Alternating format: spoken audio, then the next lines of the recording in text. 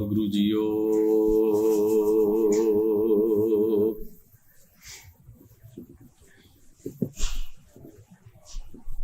ਦੀਨ ਦਰਦ ਦੁਖ ਭੰਜਨਾ,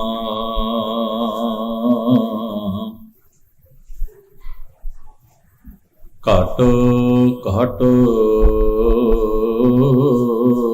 ਨਾਥ ਅਨਾਥ।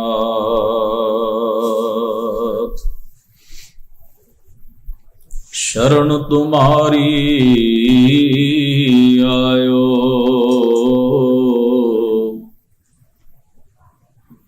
ਨਾਨਕ ਕੇ ਪ੍ਰਭ ਸਾਥ।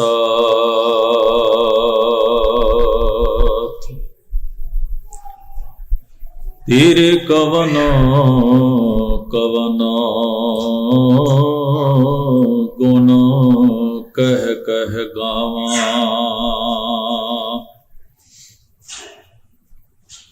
ਤੂੰ ਸਾਹਿਬ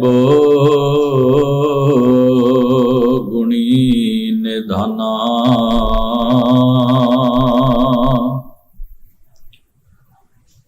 ਤੁਮਰੀ ਮਹਿਮਾ ਬਰਨ ਨਾ ਸਕੋ।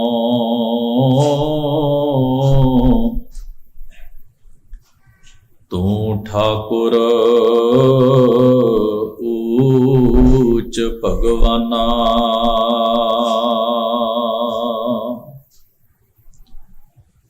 ਕਿਰਪਾ ਕਰੋ ਦੀਨ ਕੇ ਦਾਤੇ। ਮੇਰਾ ਗੁਣ ਅਵਗਣ ਨਾ ਵਿਚਾਰੋ ਕੋਈ।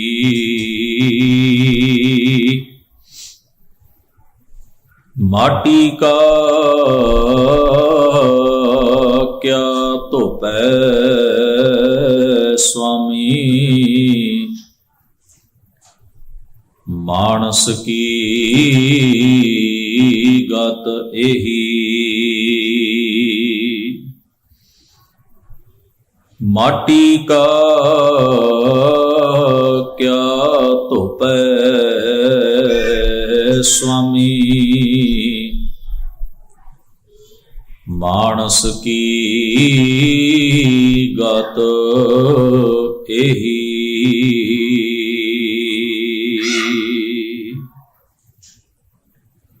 ਪਰਮ ਸਤਿਕਾਰਯੋਗ ਗੁਰੂ ਸਵਾਰੀ ਸਾਧ ਸੰਗਤ ਜੀਓ, ਅਕਾਲ ਪੁਰਖ ਵਾਹਿਗੁਰੂ ਜੀ ਨੇ ਅਪਾਰ ਬਖਸ਼ਿਸ਼ ਕਿਰਪਾ ਕੀਤੀ ਹੈ। ਦੀਨ ਦੁਨੀ ਦੇ ਮਾਲਕ ਸ਼ਬਦ ਸਰੂਪ ਧੰਨ ਧੰਨ ਗੁਰੂ ਗ੍ਰੰਥ ਸਾਹਿਬ ਮਹਾਰਾਜ ਜੀ ਦੇ ਸਜੇ ਹੋਏ ਪਾਵਨ ਦਰਬਾਰ ਦੀਆਂ ਹਾਜ਼ਰੀਆਂ ਭਰਦਿਆਂ ਹੋਇਆਂ ਬੜੇ ਪ੍ਰੇਮ ਸਤਿਕਾਰ ਸਹਿਤ ਆਪ ਜੀ ਨੇ ਸਤਿਗੁਰਾਂ ਦੀ ਪਾਵਨ ਬਾਣੀ ਦੇ ਪਾਠ ਉਪਰੰਤ ਗੁਰੂ ਸਵਾਰਿਆਂ ਪਾਸੋਂ ਮਹਾਰਾਜ ਦੀ ਅੰਮ੍ਰਿਤਮਈ ਪਾਵਨ ਬਾਣੀ ਦੇ ਸ਼ਬਦ ਕੀਰਤਨ ਦਾ ਲਾਹਾ ਪ੍ਰਾਪਤ ਕੀਤਾ ਹੈ। ਸੋ ਜਿੱਥੇ ਆਪ ਜੀ ਨੇ ਗੁਰਬਾਣੀ ਕੀਰਤਨ ਰਾਹੀਂ, ਗੁਰਬਾਣੀ ਦੇ ਪਾਠ ਰਾਹੀਂ, ਸਤਿਗੁਰਾਂ ਦੇ ਪਾਵਨ ਉਪਦੇਸ਼ ਨਾਲ ਆਪਣੇ ਮਨ ਨੂੰ, ਆਪਣੀ ਸੁਰਤ ਨੂੰ ਜੋੜਨ ਦਾ ਯਤਨ ਕੀਤਾ ਹੈ। ਆਓ ਕੁਝ ਸਮੇਂ ਵਾਸਤੇ ਸਤਿਗੁਰੂ ਧੰਨ ਗੁਰੂ ਗ੍ਰੰਥ ਸਾਹਿਬ ਜੀ ਦੀ ਪਾਵਨ ਬਾਣੀ ਅਤੇ ਬਾਲਾ ਪ੍ਰੀਤਮ ਧੰਨ ਸਤਿਗੁਰੂ ਗੁਰੂ ਹਰਿਕ੍ਰਿਸ਼ਨ ਮਹਾਰਾਜ, ਜਿਨ੍ਹਾਂ ਦੇ ਪ੍ਰਕਾਸ਼ ਪੁਰਬ ਦੇ ਉਤਸ਼ਾਹ ਵਿੱਚ ਆਪਾਂ ਸਾਰੇ ਹੀ ਅੱਜ ਦੇ ਇਹਨਾਂ ਵਿਸ਼ੇਸ਼ ਗੁਰਮਤਿ ਦੀਵਾਨਾਂ ਵਿੱਚ ਹਾਜ਼ਰੀ ਭਰ ਰਹੇ ਹਾਂ। ਸਤਿਗੁਰਾਂ ਦੇ ਪਰਉਪਕਾਰਾਂ ਨੂੰ ਚੇਤੇ ਕਰਨ ਦਾ ਯਤਨ ਕਰੀਏ। ਗੁਰਮਤਿ ਵਿਚਾਰਾਂ ਦੀ ਆਰੰਭਤਾ ਕਰਨ ਤੋਂ ਪਹਿਲਾਂ ਦਸਮੇਸ਼ ਜੀ ਦੀ ਬਖਸ਼ੀ ਹੋਈ ਮੁਬਾਰਕ ਫਤਿਹ ਆਪਾਂ ਸਾਰੇ ਹੀ ਬੁਲੰਦ ਆਵਾਜ਼ ਵਿੱਚ ਸਾਂਝੀ ਕਰਦੇ ਹਾਂ। ਆਖੋ ਜੀ, ਵਾਹਿਗੁਰੂ ਜੀ ਕਾ ਖਾਲਸਾ, ਵਾਹਿਗੁਰੂ ਜੀ ਕੀ ਫਤਿਹ। ਸਤਿਗੁਰੂ ਧੰਨ ਗੁਰੂ ਹਰਿਕ੍ਰਿਸ਼ਨ ਮਹਾਰਾਜ, ਜਿਨ੍ਹਾਂ ਨੂੰ ਤਾਰੀਖ ਔਰ ਇਤਿਹਾਸ ਦੇ ਪੰਨਿਆਂ ਦੇ ਉੱਤੇ ਬਾਲਾ ਪ੍ਰੀਤਮ ਸਤਿਗੁਰੂ ਦੇ ਨਾਮ ਨਾਲ ਆਪਾਂ ਸਾਰੇ ਹੀ ਯਾਦ ਕਰਦੇ ਹਾਂ। ਕੁਝ ਇਤਿਹਾਸਕਾਰਾਂ ਨੇ ਸਾਹਿਬ ਨੂੰ ਅਸ਼ਟਮ ਬਲਬੀਰਾ ਵੀ ਲਿਖਿਆ ਹੈ। ਬੜੀ ਛੋਟੀ ਜਿਹੀ ਸਰੀਰਕ ਅਵਸਥਾ ਦੇ ਵਿੱਚ ਮਹਾਰਾਜ ਗੁਰਤਾ ਗੱਦੀ ਉੱਤੇ ਬਿਰਾਜਮਾਨ ਹੋਏ ਅਤੇ ਬੜੀ ਛੋਟੀ ਸਰੀਰਕ ਅਵਸਥਾ ਦੇ ਵਿੱਚ ਹੀ ਸਤਿਗੁਰੂ ਜੀ ਬੜਾ ਥੋੜਾ ਜਿਹਾ ਸਮਾਂ ਇਹ ਜ਼ਿੰਮੇਵਾਰੀਆਂ ਨਿਭਾ ਕੇ ਜੋਤੀ ਜੋਤ ਸਮਾਏ। 10 ਗੁਰੂ ਸਾਹਿਬਾਨ ਦੇ ਵਿੱਚੋਂ ਸਭ ਤੋਂ ਛੋਟੀ ਅਵਸਥਾ ਸਰੀਰਕ ਰੂਪ ਵਿੱਚ ਧੰਨ ਗੁਰੂ ਹਰਕ੍ਰਿਸ਼ਨ ਮਹਾਰਾਜ ਦੀ ਹੈ। ਸਰੀਰਕ ਆਰਬਲਾ, ਸਰੀਰਕ ਆਯੂ ਵੀ ਸਭ ਤੋਂ ਛੋਟੀ 10 ਪਾਤਸ਼ਾਹੀਆਂ ਦੇ ਵਿੱਚੋਂ ਧੰਨ ਗੁਰੂ ਹਰਕ੍ਰਿਸ਼ਨ ਮਹਾਰਾਜ ਦੀ ਹੈ। ਪਰ ਇਸ ਦਾ ਭਾਵ ਇਹ ਬਿਲਕੁਲ ਨਹੀਂ ਕਿ ਜੇ ਉਹਨਾਂ ਦੀ ਸਰੀਰਕ ਅਵਸਥਾ ਛੋਟੀ ਹੈ ਜਾਂ ਉਹਨਾਂ ਕੋਲ ਸਰੀਰਕ ਅਵਧੀ, ਸਰੀਰਕ ਸਮਾਂ ਬਹੁਤ ਥੋੜਾ ਹੈ, ਤਾਂ ਉਹਨਾਂ ਨੂੰ ਕਿਸੇ ਵੀ ਪਾਸੇ ਤੋਂ ਅਸੀਂ ਕੋਈ ਊਣਾ ਮੰਨੀਏ। ਇਹ ਸਾਡੇ ਸਿੱਖੀ ਸਿਦਕ ਦਾ ਹਿੱਸਾ ਨਹੀਂ ਹੈ। ਇੱਕ ਦੋ ਵਾਕ ਗੁਰਬਾਣੀ ਦੇ ਔਰ ਭਾਈ ਗੁਰਦਾਸ ਜੀ ਦੇ ਆਪ ਜੀ ਦੇ ਨਾਲ ਇਸ ਮੁਤਲਕ ਸਾਂਝੇ ਕਰਦਾ ਹਾਂ।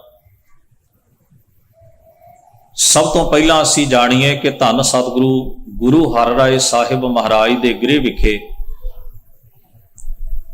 ਮਾਤਾ ਸੁਲੱਖਣੀ ਜੀ ਦੀ ਕੁੱਖ ਤੋਂ ਵੱਡੇ ਪੁੱਤਰ ਨੇ ਜਨਮ ਲਿਆ, ਜਿਨ੍ਹਾਂ ਦਾ ਨਾਂ ਇਤਿਹਾਸ ਵਿੱਚ ਬਾਬਾ ਰਾਮ ਰਾਏ ਕਰਕੇ ਪ੍ਰਸਿੱਧ ਹੈ। ਵੱਡੇ ਪੁੱਤਰ ਤੋਂ 6 ਸਾਲ ਬਾਅਦ ਇੱਕ ਹੋਰ ਪੁੱਤਰ ਨੇ ਜਨਮ ਲਿਆ, ਜਿਨ੍ਹਾਂ ਦਾ ਨਾਮ ਹਰਕ੍ਰਿਸ਼ਨ ਰੱਖਿਆ ਗਿਆ। ਧੰਨ ਗੁਰੂ ਹਰਿਰਾਏ ਸਾਹਿਬ 7ਵੇਂ ਪਾਤਸ਼ਾਹ ਜੀ ਦੇ ਗ੍ਰਹਿ ਵਿਖੇ ਮੈਂ 2 ਪੁੱਤਰਾਂ ਨੇ ਜਨਮ ਲਿਆ। ਬਾਬਾ ਰਾਮ ਰਾਏ ਦੇ ਨਾਂ ਤੋਂ ਵੀ ਅਸੀਂ ਇਤਿਹਾਸ ਦੇ ਰਾਹੀਂ ਜਾਣੂ ਹਾਂ, ਤੇ ਗੁਰੂ ਹਰਕ੍ਰਿਸ਼ਨ ਮਹਾਰਾਜ ਤੇ ਸਾਡੇ 8ਵੇਂ ਪਾਤਸ਼ਾਹ ਸਤਿਗੁਰੂ ਨੇ, ਉਹਨਾਂ ਦੇ ਨਾਂ ਤੋਂ ਜਾਣੂ ਹੋਣਾ ਤੇ ਸਾਡਾ ਪਹਿਲਾ ਫਰਜ਼ ਹੈ, ਪਹਿਲਾ ਧਰਮ ਹੈ।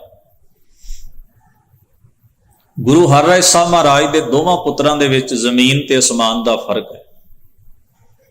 ਬਾਬਾ ਰਾਮ ਰਾਏ ਜੀ ਨੂੰ ਜੇ ਅਸੀਂ ਕੋਈ ਕਬੋਲ ਨਾਮ ਹੀ ਬੋਲੀਏ ਜੋ ਕਿ ਸਾਡੇ ਸਿੱਖੀ ਜੀਵਨ ਦਾ ਅੰਗ ਨਹੀਂ, ਇਹਦੇ ਬਾਵਜੂਦ ਵੀ ਉਹਨਾਂ ਨੂੰ ਸਿੱਖੀ ਦੇ ਦਾਇਰੇ ਦੇ ਵਿੱਚ ਬਹੁਤ ਜ਼ਿਆਦਾ ਸਤਿਕਾਰ ਦਾ ਰੁਤਬਾ ਹਾਸਲ ਨਹੀਂ। ਸਤਿਗੁਰੂ ਗੁਰੂ ਹਰਕ੍ਰਿਸ਼ਨ ਮਹਾਰਾਜ ਦਾ ਉਹੀ ਰੁਤਬਾ ਹੈ ਜੋ ਸਾਡੀ ਦ੍ਰਿਸ਼ਟੀ ਵਿੱਚ ਬਾਕੀ ਗੁਰੂ ਸਾਹਿਬਾਨ ਦਾ ਰੁਤਬਾ ਹੈ, ਕਿਉਂਕਿ ਸਿੱਖੀ ਦਾ ਇੱਕ ਸੰਕਲਪ ਹੈ ਜਿਹਨੂੰ ਸਮਝਣਾ ਬੜਾ ਲਾਜ਼ਮ ਹੈ ਕਿ ਸਾਡੀਆਂ 10 ਪਾਤਸ਼ਾਹੀਆਂ 10 ਗੁਰੂ ਇੱਕ ਜੋਤ ਨੇ। ਉਹਨਾਂ ਵਿੱਚ ਕਿਸੇ ਕਿਸਮ ਦਾ ਨਾ ਕੋਈ ਫਰਕ ਹੈ, ਨਾ ਭੇਦ ਹੈ, ਨਾ ਭਿੰਨ ਹੈ, ਨਾ ਕੋਈ ਕਿਸੇ ਨਾਲੋਂ ਵੱਡਾ ਹੈ, ਨਾ ਕੋਈ ਕਿਸੇ ਨਾਲੋਂ ਛੋਟਾ ਹੈ। ਅਸੀਂ ਬਾਕੀ ਪਾਤਸ਼ਾਹਾਂ ਨੂੰ ਗੁਰੂ ਨਾਨਕ ਦਾ ਰੂਪ ਹੀ ਪ੍ਰਵਾਨ ਕਰਦੇ। ਗੁਰੂ ਅੰਗਦ ਸਾਹਿਬ ਸੱਚੇ ਪਾਤਸ਼ਾਹ ਗੁਰਤਾ ਗੱਦੀ ਤੇ ਬੈਠੇ ਤੇ ਉਹ ਗੁਰੂ ਨਾਨਕ ਸਾਹਿਬ ਜੀ ਜੋਤ ਔਰ ਜੁਗਤ ਦੇ ਵਾਰਿਸ ਸਨ ਔਰ ਉਹਨਾਂ ਦਾ ਹੀ ਰੂਪ ਸਨ। ਤੀਸਰੇ ਪਾਤਸ਼ਾਹ ਮਹਾਰਾਜ, ਚੌਥੇ ਪਾਤਸ਼ਾਹ, ਇਸੇ ਤਰ੍ਹਾਂ ਲੜੀਵਾਰ 10 ਪਾਤਸ਼ਾਹੀਆਂ ਤੱਕ ਕਿਸੇ ਵੀ ਗੁਰੂ ਸਾਹਿਬਾਨ ਦੀ ਸ਼ਖਸੀਅਤ ਨੂੰ ਪਹਿਲੇ ਗੁਰੂ ਸਾਹਿਬਾਨ ਨਾਲੋਂ ਤੋੜ ਕੇ ਜਾਂ ਵੱਖਰਿਆਂ ਕਰਕੇ ਨਹੀਂ ਵੇਖਿਆ ਜਾ ਸਕਦਾ। ਜਿਹੜਾ ਐਸਾ ਵੇਖਦਾ ਹੈ ਉਹ ਸਿੱਖੀ ਦੇ ਮੂਲ ਸਿਧਾਂਤ ਤੋਂ ਅਗਿਆਨਤਾ ਪ੍ਰਗਟ ਕਰਦਾ ਹੈ, ਬੇਸਮਝ ਹੈ। ਜਿਹੜਾ ਇਹ ਮੰਨਦਾ ਹੈ, ਇਹ ਮੰਨ ਲਓ ਕੁਝ ਐਸੇ ਪੱਖ ਆਏ ਇਤਿਹਾਸ ਦੇ ਵਿੱਚ, ਕੁਝ ਐਸੇ ਮੋੜ ਆਏ, ਕੁਝ ਐਸਾ ਸਫ਼ਰ ਹੋਇਆ। 5 ਪਾਤਸ਼ਾਹੀਆਂ ਤੋਂ ਬਾਅਦ ਕੋਈ 6ਵੇਂ ਪਾਤਸ਼ਾਹ ਮਹਾਰਾਜ ਨੂੰ ਵੱਖਰਿਆਂ ਸਮਝਣ ਦੀ ਗੁਸਤਾਖੀ ਕਰਨ ਲੱਗ ਪਿਆ। ਉਹਨੂੰ ਲੱਗਿਆ ਵੀ ਪਹਿਲੇ ਮਹਾਰਾਜ ਨੇ ਜੰਗਾਂ ਨਹੀਂ ਲੜੀਆਂ, ਉਹਨਾਂ ਨੇ ਤਲਵਾਰ ਨਹੀਂ ਰੱਖੀ, ਉਹਨਾਂ ਨਿਸ਼ਾਨ ਨਹੀਂ ਚੁਲਾਏ, ਉਹਨਾਂ ਤਖਤ ਨਹੀਂ ਬਣਾਇਆ, ਉਹਨਾਂ ਨੇ ਸ਼ਿਕਾਰ ਨਹੀਂ ਖੇਡੇ। ਤਾਂ ਉਹਨਾਂ ਨੇ ਇਸ ਚੀਜ਼ ਨੂੰ ਲੈ ਕੇ ਇਹ ਸਮਝਣ ਦਾ ਜਾਂ ਇਹ ਪ੍ਰਚਾਰਨ ਦਾ ਯਤਨ ਕੀਤਾ ਕਿ 6ਵੇਂ ਪਾਤਸ਼ਾਹ ਨੇ ਸਿੱਖੀ ਦਾ ਰੂਪ ਬਦਲ ਦਿੱਤਾ। ਪਰ ਭਾਈ ਗੁਰਦਾਸ ਜੀ ਉਸ ਵੇਲੇ ਮੌਜੂਦ ਸਨ ਇਸ ਧਰਤ ਉੱਤੇ। ਉਹਨਾਂ ਨੇ ਆਪਣੀ ਲਿਖਤ ਰਾਹੀਂ ਔਰ ਆਪਣੇ ਹਯਾਤੀ ਵਿੱਚ ਸਾਰੀ ਉਮਰ ਪ੍ਰਚਾਰ ਕਰਦਿਆਂ ਹਰ ਇੱਕ ਸਿੱਖ ਨੂੰ ਇਹ ਗੱਲ ਸਮਝਾਈ ਕਿ ਸਤਿਗੁਰੂ ਧੰਨ ਗੁਰੂ ਨਾਨਕ ਸਾਹਿਬ ਮਹਾਰਾਜ ਔਰ ਗੁਰੂ ਹਰਗੋਬਿੰਦ ਸਾਹਿਬ ਦੇ ਸੱਚੇ ਪਾਤਸ਼ਾਹ ਵਿੱਚ ਕੋਈ ਭੇਦ, ਕੋਈ ਭਿੰਨ, ਕੋਈ ਫਰਕ ਨਹੀਂ ਹੈ। ਭਾਈ ਗੁਰਦਾਸ ਜੀ ਨੇ ਆਪਣੇ ਪ੍ਰਚਾਰ ਔਰ ਆਪਣੀ ਲਿਖਤ ਦੇ ਅਸਰ ਨਾਲ ਸਿੱਖ ਕੁਰਾਹੇ ਪੈ ਰਹੇ ਜਿਹੜੇ ਮਨ ਸਨ ਕਿਸੇ ਕੱਚੇ ਸਿੱਖ ਦੇ ਜਾਂ ਉਹ ਕਹਿ ਲਓ ਜਿਹੜਾ ਜੇ ਨਵਾਂ ਸੀ, ਜਿਹੜਾ ਗੁਰੂ ਦੇ ਪ੍ਰਭਾਵ ਥੱਲੇ ਨਹੀਂ ਸੀ ਆਇਆ, ਉਹਨਾਂ ਦੇ ਮਨਾਂ ਨੂੰ ਮੋੜਾ ਦੇ ਕੇ ਗੁਰੂ ਨਾਨਕ ਸਾਹਿਬ ਜੀ ਦੀ ਸਿੱਖੀ ਦੀ ਰੰਗਤ ਦਿੱਤੀ। ਕਿਉਂਕਿ ਭਰਮ ਭੁਲੇਖੇ ਵੀ ਸੰਸਾਰ ਦਾ ਹਿੱਸਾ ਨੇ ਤੇ ਉਹਨਾਂ ਨੂੰ ਦੂਰ ਕਰਨਾ ਵੀ ਸਾਡਾ ਫਰਜ਼ ਬਣਦਾ ਹੈ। ਭਰਮ ਭੁਲੇਖਾ ਗਿਆਨਤਾ ਕਰਕੇ ਪੈਂਦਾ ਹੈ ਤੇ ਕੱਢਿਆ ਗਿਆਨ ਨਾਲ ਜਾਂਦਾ ਹੈ।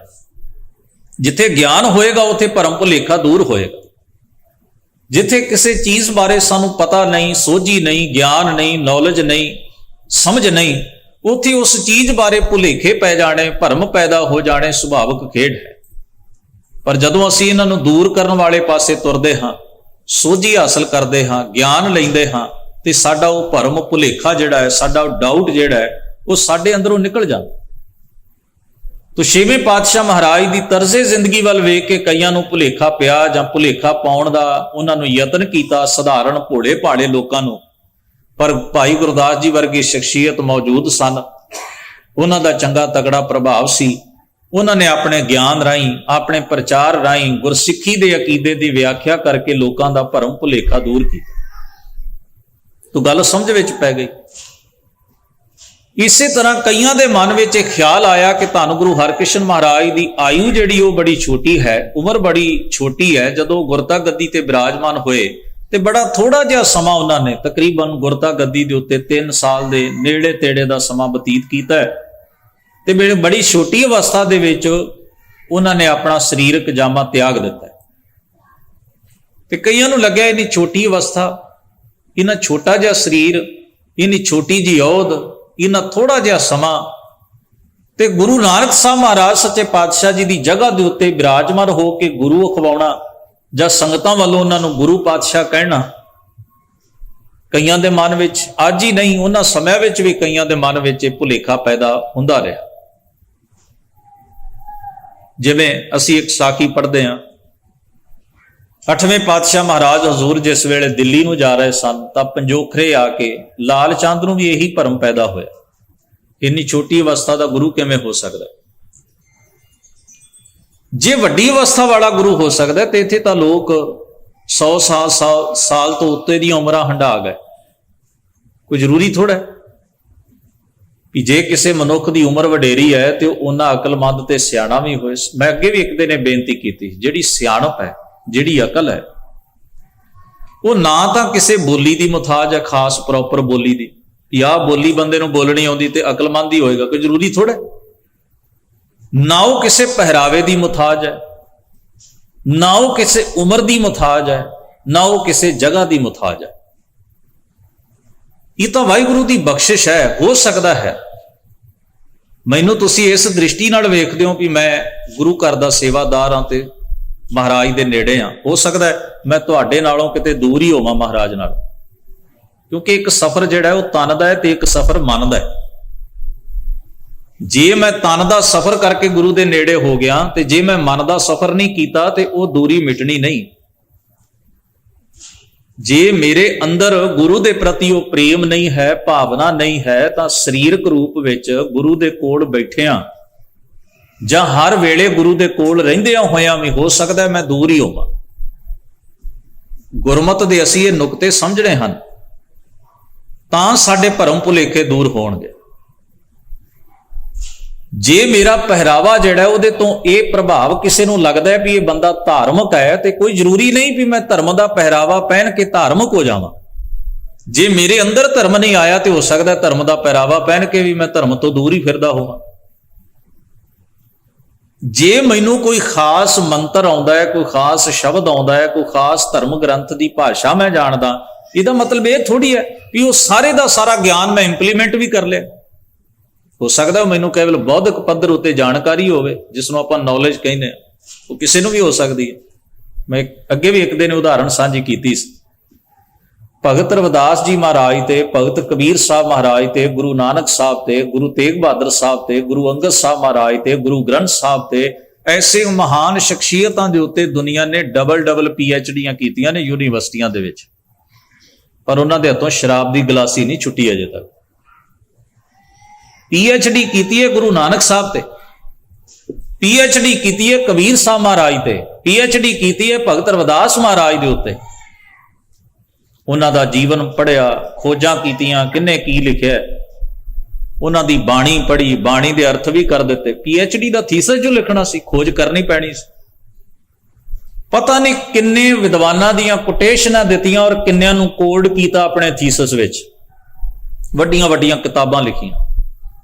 ਪਰ ਕੋਈ ਜ਼ਰੂਰੀ ਥੋੜ੍ਹਾ ਹੈ ਭਗਤ ਰਵਿਦਾਸ ਮਹਾਰਾਜ, ਭਗਤ ਕਬੀਰ ਸਾਹਿਬ ਮਹਾਰਾਜ ਜਾਂ ਕਿਸੇ ਹੋਰ ਐਸੀ ਮਹਾਨ ਸ਼ਖਸੀਅਤ ਬਾਰੇ ਜੇ ਕਿਸੇ ਨੇ ਖੋਜ ਕਰ ਲਈ ਹੈ ਤੇ ਉਹ ਉਹਨਾਂ ਵਰਗਾ ਹੋ ਗਿਆ। ਕੋਈ ਜ਼ਰੂਰੀ ਥੋੜ੍ਹਾ। ਹੋ ਸਕਦਾ ਉਹਦੇ ਐਬ ਪਹਿਲੋਂ ਵੀ ਉਸ ਤਰ੍ਹਾਂ ਦੇ ਹੀ ਹੋਣ, PhD ਕਰਨ ਤੋਂ ਬਾਅਦ ਵੀ ਐਬ। ਉਹ ਤਾਂ ਇੱਕ ਖੋਜ ਕਾਰਜ ਸੀ, ਇੱਕ ਜੌਬ ਸੀ ਜਿਹੜੀ ਪੂਰੀ ਕਰ ਲਈ, ਲੋੜ ਸੀ ਇੱਕ ਜਿਹੜੀ ਕਰ ਲਈ। ਬੌਧਿਕ ਪੱਧਰ ਤੇ ਜਾਣਕਾਰੀ ਬਹੁਤ ਹੈ ਭਗਤ ਰਵਿਦਾਸ ਜੀ ਦਾ ਜੀਵਨ ਕੀ ਹੈ, ਬਾਣੀ ਕੀ ਹੈ, ਉਪਦੇਸ਼ ਕੀ ਹੈ, ਪਰ ਕੋਈ ਜ਼ਰੂਰੀ ਥੋੜਾ ਉਹਨੇ ਇੰਪਲੀਮੈਂਟ ਵੀ ਕੀਤਾ ਹੋਵੇ। ਉਹਦੇ ਮੁਕਾਬਲੇ ਦੇ ਉੱਤੇ ਹੋ ਸਕਦਾ ਇੱਕ ਸਧਾਰਨ ਬੰਦਾ ਰਾਹ ਤੋਂ ਤੁਰਿਆ ਜਾ ਰਿਹਾ, ਜਾਂ ਇੱਕ ਪਲ ਲਈ ਉਹ ਗੁਰੂ ਦਰਬਾਰ ਵਿੱਚ ਆਇਆ, ਕੋਈ ਮਹਾਰਾਜ ਦਾ ਬਚਨ ਉਹਦੇ ਕੰਨੀ ਪਿਆ ਤੇ ਉਹਨੇ ਪੱਲੇ ਬੰਨ੍ਹ ਲਿਆ। ਉਸ ਬੰਦੇ ਦਾ ਰੁਤਬਾ ਉਸ ਪੁਸਤਕ ਲਿਖਣ ਵਾਲੇ ਨਾਲੋਂ ਕਿਤੇ ਜ਼ਿਆਦਾ ਉੱਚਾ ਹੋਏਗਾ। ਕਿਉਂਕਿ ਭਗਤਾਂ ਦਾ ਮਾਰਗ ਕੀ ਹੈ, ਗੁਰੂ ਦਾ ਰਸਤਾ ਕੀ ਹੈ?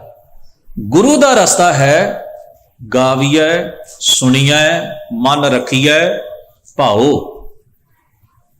ਮਾਰਗ ਕੀ ਹੈ? ਗਾਵਿਆ ਸੁਣਿਆ ਤਿਨ ਕਾ ਹਰ ਥਾਏ ਪਾਵੈ, ਜਿਨ ਸਤਿਗੁਰ ਕੀ ਆਗਿਆ ਸਤ ਸਤ ਕਰ ਮਾਨੇ। ਮੰਜ਼ਲ ਤੇ ਇਹ ਹੈ, ਜਿਹਨੇ ਇੱਕ ਬਚਨ ਵੀ ਮੰਨ ਲਿਆ, ਇੱਕ ਬਚਨ ਵੀ ਜੀਵਨ ਵਿੱਚ ਵਸਾ ਲਿਆ, ਉਹ ਖੋਜ ਕਰਨ ਵਾਲੇ ਨਾਲੋਂ, ਸੁਣਾਉਣ ਵਾਲੇ ਨਾਲੋਂ, ਦੱਸਣ ਵਾਲੇ ਨਾਲੋਂ, ਧਾਰਮਿਕ ਪਹਿਰਾਵਾ ਪਹਿਨ ਕੇ ਲੋਕਾਂ ਵਿੱਚ ਸ਼ੋਅ ਅਪ ਹੋਣ ਵਾਲੇ ਨਾਲੋਂ ਕਿਤੇ ਜ਼ਿਆਦਾ ਉੱਚਾ ਰੁਤਬਾ ਰੱਖਦਾ ਹੈ। ਇਹੀ ਤੇ ਗੁਰੂ ਨਾਨਕ ਦੀ ਸਿੱਖੀ ਦੀ ਵਡਿਆਈ ਹੈ ਵੀ ਉਹਨਾਂ ਨੇ ਧਰਮ ਨੂੰ ਕਰਨੀ ਨਾਲ ਤੇ ਕਮਾਈ ਨਾਲ ਜੋੜਿਆ। ਉਹਨਾਂ ਧਰਮ ਨੂੰ ਉਮਰ ਨਾਲ ਨਹੀਂ ਜੇ ਜੋੜਿਆ, ਉਹਨਾਂ ਪਹਿਰਾਵੇ ਨਾਲ ਨਹੀਂ ਜੋੜਿਆ, ਉਹਨਾਂ ਕਿਸੇ ਬਿਰਾਦਰੀ ਨਾਲ ਨਹੀਂ ਜੋੜਿਆ, ਕਿਸੇ ਗੋਤ ਜਾਤ ਨਾਲ ਨਹੀਂ ਜੋੜਿਆ। ਉਹਨਾਂ ਆਖਿਆ ਤੇ ਕਰਨੀ ਦਾ ਮਸਲਾ ਹੈ, ਜਿਹੜਾ ਕਮਾ ਜਾਏਗਾ ਉੱਚਾ ਹੋ ਜਾਏਗਾ, ਜੀ ਤੋਂ ਕਮਾਇਆ ਨਾ ਗਿਆ ਉਹ ਲੱਖ ਦੁਨੀਆ ਨੂੰ ਦੁਹਾਈ ਦਿੰਦਾ ਫਿਰੇ ਜੀ ਮੈਂ ਬਹੁਤ ਉੱਚੀ ਕੁੱਲ ਵਿੱਚ ਜੰਮਿਆ, ਕੋਈ ਅਰਥ ਨਹੀਂ ਹੈ। ਉਹ ਲੱਖ ਦੁਹਾਈ ਦਿੰਦਾ ਫਿਰੇ ਜੀ ਮੈਂ ਇੰਨਾ ਗਿਆਨੀ ਬੰਦਾ ਹਾਂ, ਮੈਂ ਇੰਨਾ ਜਾਣਦਾ ਧਰਮ ਗ੍ਰੰਥ ਬਾਰੇ, ਕਿਸੇ ਅਰਥ ਨਹੀਂ ਹੈ। ਕੋਈ ਗਾਵੈ ਰਾਗੀ ਨਾਦੀ ਬੇਦੀ ਬਹੁ ਭਾਂਤ ਕਰ, ਨਹੀਂ ਹਰ ਹਰ ਭੀਜੈ ਰਾਮ ਰਾਜੇ, ਜਿਨ੍ਹਾਂ ਅੰਤਰ ਕਪਟ ਵਿਕਾਰ ਹੈ ਤਿਨਾ ਰੋਏ ਕਿਆ ਕੀ। ਹਰ ਕਰਤਾ ਸਭ ਕਿਛ ਜਾਣਦਾ, ਸਿਰ ਰੋਗ ਹੱਥ ਦੀਜੈ।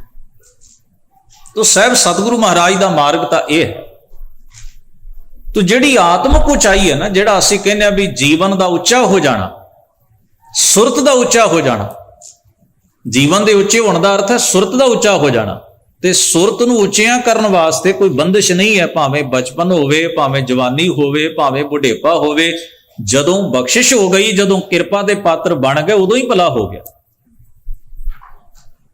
ਬਾਬਾ ਸ਼ੇਖ ਫਰੀਦ ਸਾਹਿਬ ਮਹਾਰਾਜ ਦੇ ਸ਼ਲੋਕਾਂ ਵਿੱਚ ਇੱਕ ਸ਼ਲੋਕ ਹੈ ਜਿੱਥੇ ਉਹਨਾਂ ਨੇ ਬੜੀ ਪਿਆਰੀ ਵਿਚਾਰ ਸਾਡੇ ਨਾਲ ਸਾਂਝੀ ਕੀਤੀ ਹੈ। ਹਾਲਾਂਕਿ ਸ਼ਲੋਕ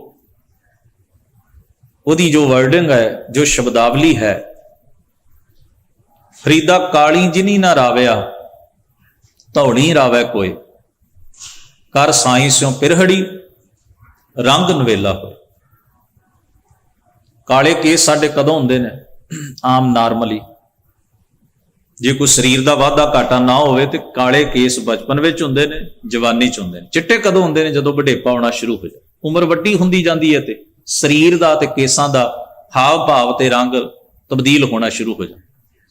ਇਹ ਸਾਈਨ ਹੁੰਦਾ ਵੀ ਤੂੰ ਅੱਗੇ ਨੂੰ ਵੱਧ ਰਿਹਾ, ਜਿਸ ਨੂੰ ਬਾਬਾ ਫਰੀਦ ਸਾਹਿਬ ਕਹਿੰਦੇ ਨਾ, ਦੇਖ ਫਰੀਦਾ ਜੇ ਥੀਆ ਦਾੜੀ ਹੋਈ ਭੂਰ, ਅੱਗੋਂ ਨੇੜਾ ਆਇਆ ਪਿੱਛਾ ਰਿਹਾ ਦੂਰ।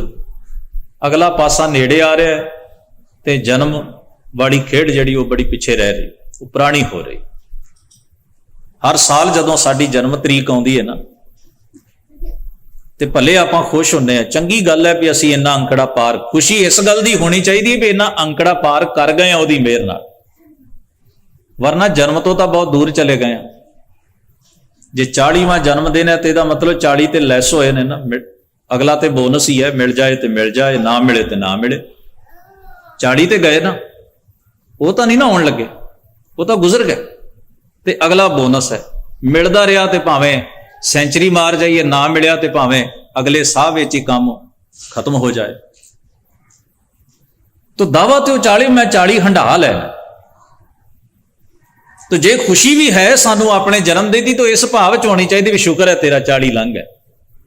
ਇਸ ਗੱਲ ਦੀ ਤੇ ਕਾਹਦੀ ਖੁਸ਼ੀ ਹੋਣੀ ਚਾਹੀਦੀ ਹੈ ਵੀ ਉਮਰ ਘਟ ਗਈ ਹੈ। ਜਨਨੀ ਜਾਨਤ ਸੁਤ ਵੱਡਾ ਹੋਤ ਹੈ, ਇਤਨਾ ਕੋ ਨਾ ਜਾਣੈ ਜੇ ਦਿਨ ਦਿਨ ਅਵਧ ਘਟਤ ਹੈ।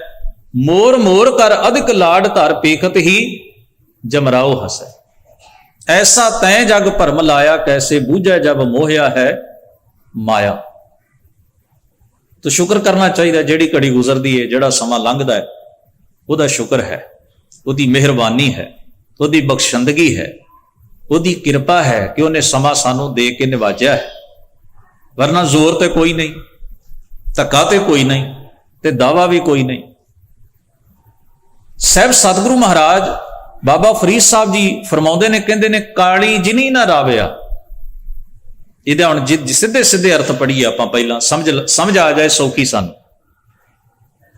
ਜਦੋਂ ਕੇਸ ਕਾਲੇ ਸਨ, ਭਾਵ ਬਚਪਨ ਦੀ ਅਵਸਥਾ ਸੀ, ਜਵਾਨੀ ਦੀ ਅਵਸਥਾ ਸੀ, ਕੁਝ ਕਰ ਗੁਜ਼ਰਨ ਦੀ ਅੰਦਰ ਤਾਕਤ ਸੀ,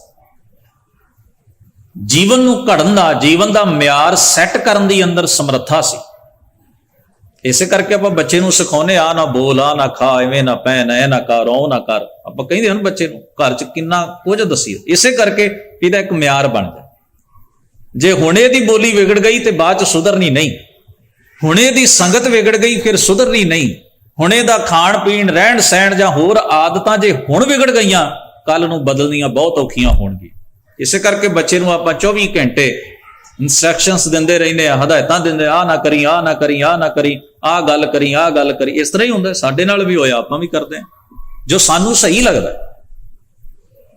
ਪਿੱਛੇ ਭਾਵਨਾ ਕੀ ਹੁੰਦੀ ਹੈ ਵੀ ਇਹਦਾ ਜੀਵਨ ਦਾ ਮਿਆਰ ਉੱਚਾ ਹੋਵੇ ਤੇ ਖਤਾ ਨਾ ਖਾਏ, ਗਲਤੀਆਂ ਵਿੱਚ ਨਾ ਪਏ, ਉਲਝੇ ਨਾ, ਤਕਲੀਫ ਨਾ ਚੱਲੇ, ਇਹੀ ਭਾਵ ਹੁੰਦਾ ਨਾ ਜੀ ਪਿੱਛੇ।